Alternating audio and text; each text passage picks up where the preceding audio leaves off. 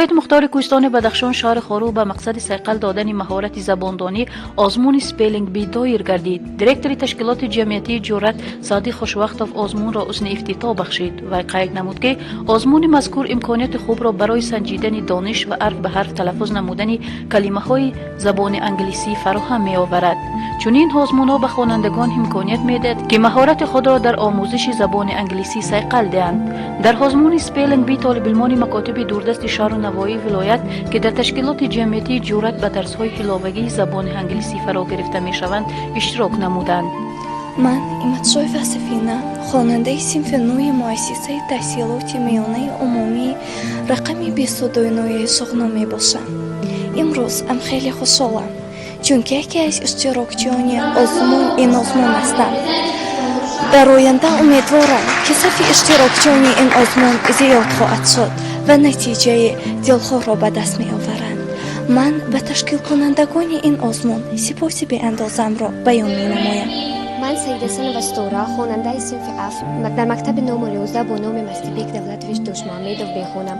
ما از اون خرسندیم که امروز در آزمون ولایتی که با تشبث تشکیلات جمعیتی جرأت دایر گردید اشتراک نموده. آن وقتی که کارمندان این تشکیلات به دهه ما آمده ضرورت و تقاضای آموزش زبان انگلیسی را به ساکنان آموختن، بسیار کسان در این کار با نظر شبهه نگاه می‌کردند. در وقت نچند زیاد با سعی تلاش‌های تشکیلات جرأت اثبات گردید که این کار بیهوده نبوده بلکه به منفعت ما خوانندگان مکتب دیهات است. من همسالان خود را دعوت می‌نمایم که همیشه به دانش آموزی مشغول شوند، زبان‌های خارجی، فن‌های دقیق را از خود نمایند.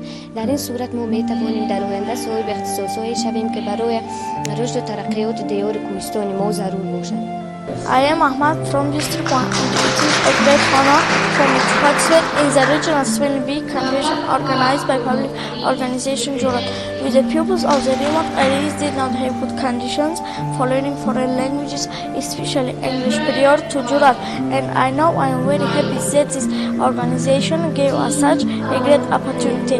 My participation in today's contest enhanced my desire to learn English better and participate in other contests as well. قید کرده شد که ما باید در برابر آموختن زبان مادری خوانندگان را اینچنین به آموختن دیگر زبان‌ها مشغول نماییم که این برای صیقل دادن سخنرانی آنها به زبان انگلیسی کمک می‌کند.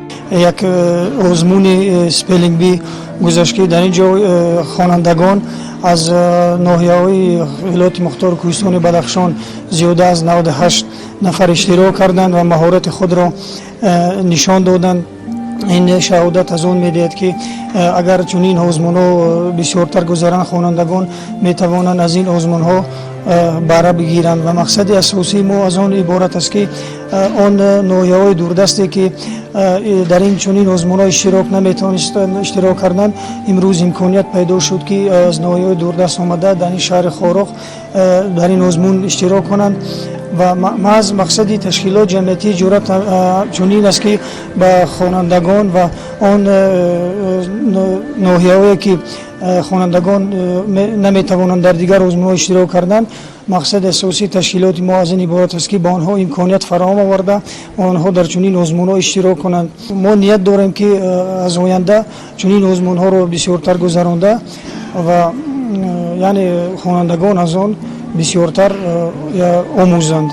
امروزه خوانندگان در برابر آموختن زبان دولتی یعنی زبان تاجیکی آنها شوق و هوس زیاد به دیگر زبان‌ها دارند و زبان انگلیسی یکی از زبان‌های جهانی میباشد که با آن معاشرت با دیگر شهروندان یعنی که ما میتوانیم آزادانه با آن گپ زنیم. من شکیره هستم، به خواننده صنف 8 مؤسسه تحصیلات میانه عمومی رقم 12 می باشم. من خیلی خرسند از آن هستم که در آزمون سپلینگ بی اشتراک بکنم. البته که از کوشش ما برای از خود نمودن زبان انگلیسی خیلی مهم می باشد.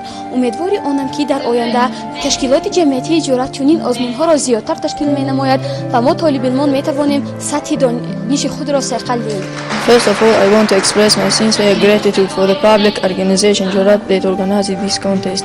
I am so happy that today I am a participant of the regional spelling bee contest, which has a great benefit for us. This contest generated in me the desire of working harder and improve my knowledge. We hope that in future public organization Jurat will organize this kind of competition again. غالب آزمون شنبه نوجوانف اگرچه در نظر اول آزمون سپلینگ بی ساده به نظر رسد، اما از هر داوطلب ملکه خوبی حاضر جوابی و هم دانستن املای زبان انگلیسی را طلب می کند. البته اشتراک در آزمون که زبان مادری من نیست مشکل بود، اما من غالب آمدم. تشکر به تشکیل کنندگان این آزمون که ما را دعوت نمودند. من نوجوان شنبه خواننده صنف هفت مؤسسه تحصیلات میانه عمومی رقم 10 به نام مینک الزربی می باشم.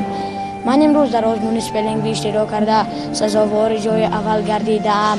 من منداری خود را به تمام تشکیلاتچیان جمعیت جرأت میرسانم، به خصوص خوشوقت صدیق و معلمم اسلام طلایف میرسانم. آن برگزاری آزمون را مهم دانستند. قید کردند که خوانندگان می توانند با شرکت در این آزمون ها راه موفق را در آینده باز کنند. گرچند زبان انگلیسی زبان اساسی گفتگویی آنها نیست و آنها می توانند که حزوده این کار برایند بسیار تسخیر کننده بود. این نشان میدهد که آنها به زبان انگلیسی توجه دارند و این زبان را بیشتر می خوانند. I'm Ulva Bakhtaolatova, a freshman year student of University of Central Asia, majoring in economics, and I'm working with the public organization Jorat as a coordinator of the Spelling Bee program. First of all, I want to express my sincere gratitude for the public organization Jorat, especially for the high manager, for the director, who is caring about its people and who is facilitating the basic learning amenities for the pupils that enables them to experience the real world contest and to compete, or if they want to enter the international universities, this will guarantee them their aim. Today we are at the regional spelling bee competition. Before this one we had the district spelling bee competition, and majority of those who were here, they were the winners who took the first, the second and the third place, firstly at the district level and then they came here today. والدان اشتراکچیان از برگزاری چنین آزمون اظهار منتاری خود را به تشکیل کنندگان بیان نمودند. این خیلی هم با فایده علی جماعت است. ثانیاً من از غالبیت دخترم بسیارم خوشحالم و میخواستم چنین یک آزمون های پای در پای گذاشته شوند تا فرزندان ما دانش خود را سنجند، سایقل دهند. در فرجام آزمون از طرف تشجیرات به غالبان که سزاوار جای نمایان گردیدند مدال، افتخارنامه و مکافات پولی سپرده شد.